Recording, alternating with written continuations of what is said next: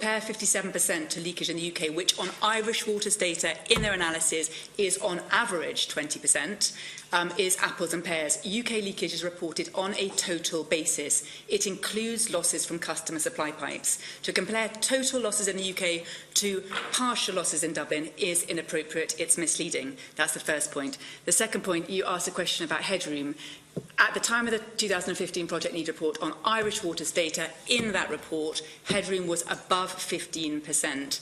Factored in a fact that was on Irish Water's data, and anyone can read it and I can break that down for anybody. Yesterday on the radio and in the report today, the statement is that peaking that's added is 12%. Sorry, this is in the going forward analysis, for the analysis for the Shannon project. Today, the figures, and yesterday on the radio, were 12% and 13% for peaking and headroom. Those numbers are wrong. In the analysis, and you can spell it out, again I can show it to anybody, it's 15% and 20%. The numbers in the, I checked it with my calculator quickly because they were clearly wrong. The number, the 12 and 13%, that's a calculation of total distribution input. That's not how Irish Water calculate headroom and peaking. It's not how it's internationally done. You have to deduct network leakage. It's actually 15% and 20%. So 15% and 20% of accounted for water. So the 12% and 13% numbers are wrong. It's 20 and 15, which means that in the analysis going forward, their analysis and our analysis in exactly the same way factors in 35% of water that must be made available every single day of the year over and above average demand. So your headroom going forward will be 35%. Our analysis always also requires that. It adopts exactly the same requirement as Irish Water do. One other point, Ambul Planola keeps coming up as an option for sort of an independent review. It is our understanding that our case cannot be considered by Ambul Planola. They have a very limited remit as to what they can consider, planning and environmental issues and development around the region. None of our case relates to any of those things. So for this to get a fair hearing, Ambul Planola is not valid. And finally, to come to the point about water ingress, the implication there is that there are only outages when there's insufficient water. We know that that is not the case. The key cause of outages, so Storm Emma, the outages were caused by the pipes breaking. So water ingress is not limited to a situation where you haven't got enough water to come in. Outages happen because pipes burst, because they're 140 years old. Their life expectancy is 80 to 100 years. Perhaps there are exceptions in some parts of Ireland, but the life expectancy of those cast iron pipes is 80 to 100. They're 140 years old. That's the main reason that Dublin sees outages, and that causes water ingress. You raised a question about the fact that engineers are saying that right now, as things stand on the ground, and they're dealing with a very difficult situation on the ground, that they're telling you that right now that they need increased supply. It's not surprising that they're saying that right now. Of all of the water that's going into Dublin's water supply system today, most of it is being lost through leaks. So that doesn't make their life any easier. They have to put a certain volume of water into the supply system, regardless of the fact that only 43% of it is actually being used. 57% of it, and we'll come on to that number, 57% of it is disappearing into the ground. If leakage was much reduced, which it should be, then they would naturally have essentially an entire new source of water that they would have in reserve that they could put into the water supply system. Naturally, they're dealing with the situation that is real on the ground. Leakage is a key issue, a key part of it. Another key part of it is essentially the infrastructure. Historically, as I said, that's been the water treatment plants. All of the major ones have now been upgraded, apart from Vartry, which is about to be upgraded. But the other key part of that is deployment. It's the ability to freely move all of the water that's put into the water supply system around the entire system. Now, historically, that's been a big problem. I see from the figures that Irish Water have cited in their slides today, the figures that they cite as water that's available for distribution input. That's actually not the total water that's available for supply. That is clearly been deducted for these deployment issues. So the numbers that you see, where's the correct slide? The numbers that you see in Irish Water's table, those aren't the total numbers. The numbers from their own report are for 2015, their production capacity was 623, and they cite, I can't find the slide, thank you, that wasn't the one I was thinking of. that wasn't the one I was thinking of. But anyway, they cite, I think I wrote it down, they cite a much smaller number. There we are, 598. So the number that's being cited is a smaller number than the total water that's actually, according to Irish Water's data, available for supply. That, I believe, is because they're reducing that for deployment issues. Now, Irish Water said in their final options appraisal report that there are currently 4 major projects going on that will address those deployment issues and, in their words, will make all of that water freely deployable throughout the entire water supply system. That's Irish Water's words, not mine. So once those deployment projects, those 4 projects that Irish Water have identified, once they've been completed, again, the job of the engineer, the job of your engineers on the ground will be significantly easier because they can move that amount of water freely throughout the system. I think that answers the question in terms of the problems right now. And this possibly relates into other questions as well. But as I say, the Kennedy analysis position is not that Dublin does not need a supplementary water source. We believe that it does. But mathematically, in terms of the reality of what's actually needed to be put in, once you address the infrastructure issues, there is plenty of water for Dublin. That was your first question. The next, you made the point about London, and Mr. Grant has talked quite a lot about London and London's leakage levels. There's a lot to be said on that, and I'll try to keep it brief. London is often used by Irish Water as a comparable to Dublin because the supply systems are of a similar age and of a similar nature. London has made great strides in the last 20 years in improving its supply system. Mr. Grant said that the highest rate that they've been replacing pipes in London was 1.3%. I would love to see their data for that. Our understanding, based on data that's in our analysis, is that it was closer to 3%, certainly even in recent years. London missed its leakage target last year for the first time in 11 years. As a reaction to that, and as a response to its customers' feedback, they are ramping up their leakage reduction efforts.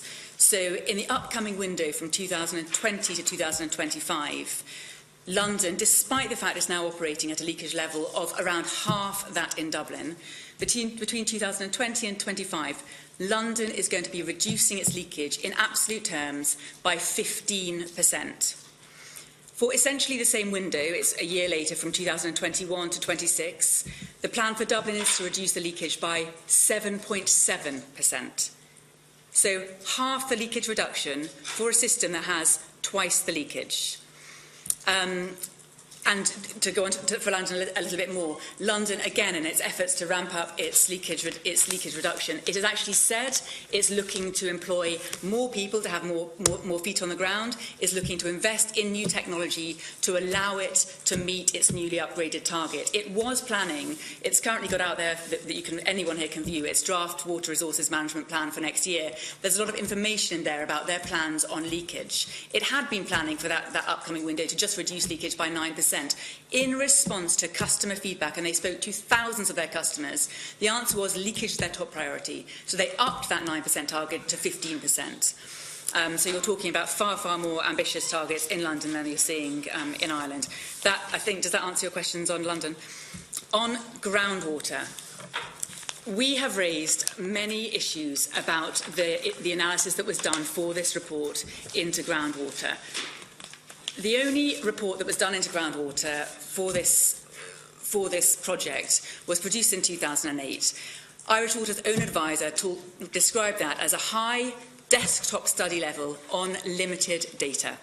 The report itself said that it was having to rely on previous reports that were not, as it said, it had to rely on studies and data that have been collected by many individuals for a variety of purposes, and therefore will be variable in depth and strict relevance to the main focus of this report. Nevertheless, this is considered to be acceptable for the type and general nature of this report. That report was produced in 2008.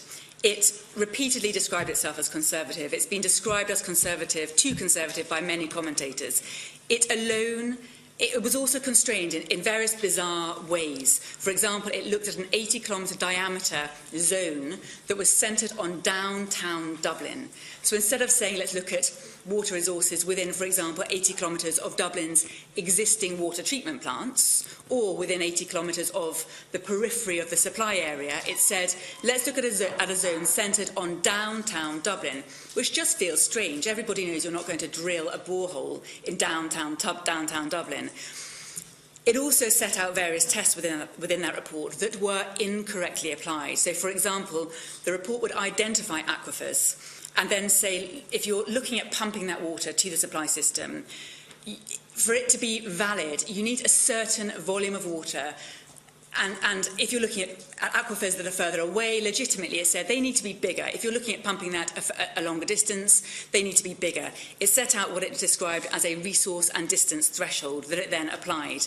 However, that test, the resource and distance threshold test, said itself that the distance had to be the distance between the aquifer and the point of distribution or use, i.e. the closest point to which you could get it into the water supply system, be that the water treatment plant or the nearest part of the pipes.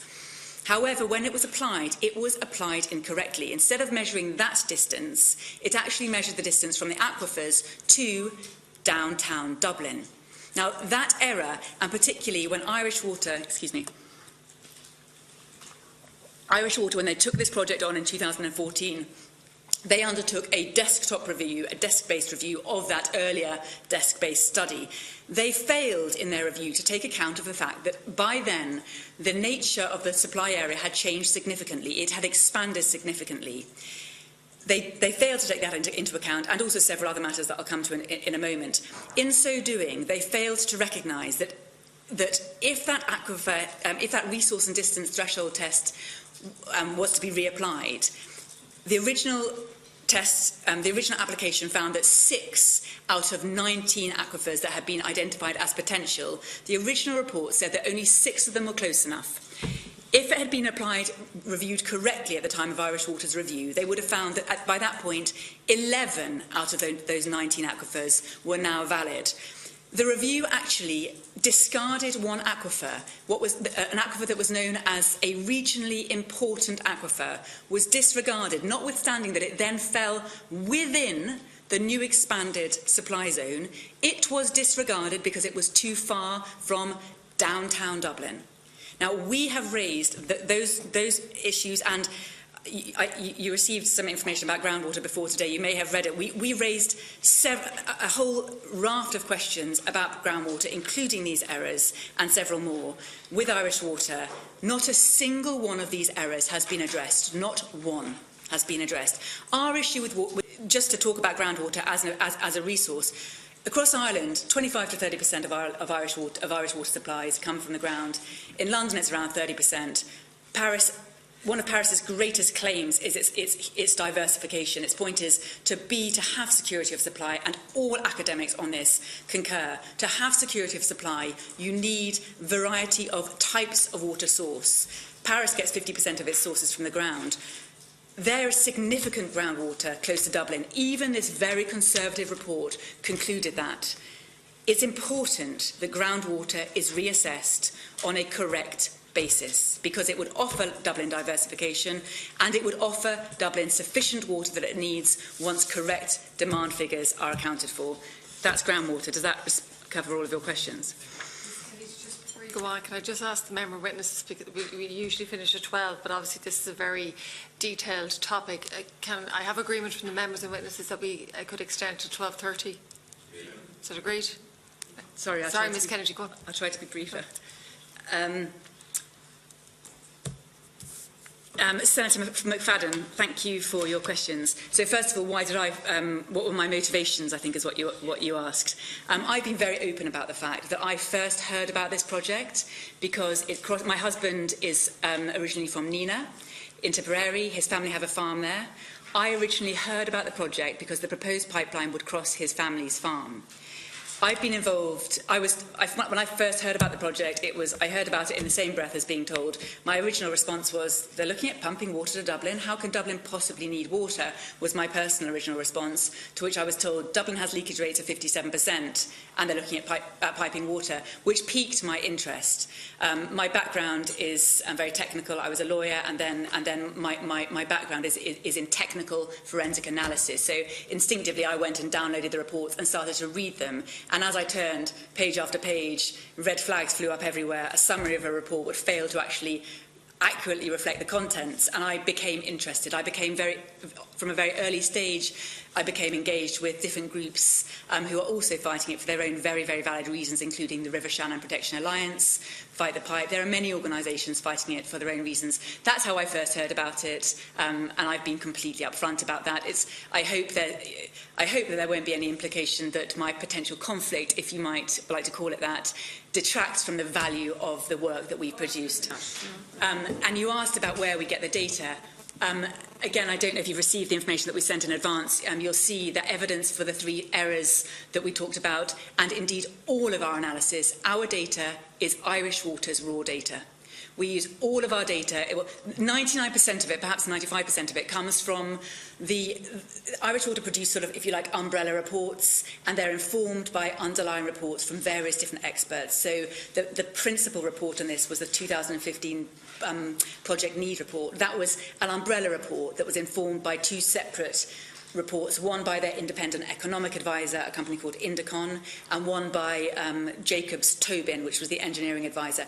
They contained more sort of technical data, tables of numbers and things. Almost all of our data is from that. To the extent that it's not, it's from other publicly available sources. None of it's data that we've generated ourselves. It's all data that's either out there or that Irish Water themselves have put out there. And your other point was there's more to the country than Dublin. Of course there is. Our focus is very much just this project. The key focus of this project is the Greater Dublin Water Supply Area. The concept, I think, that you're making reference to is of the benefit corridor, which this project's been going on for 22 years.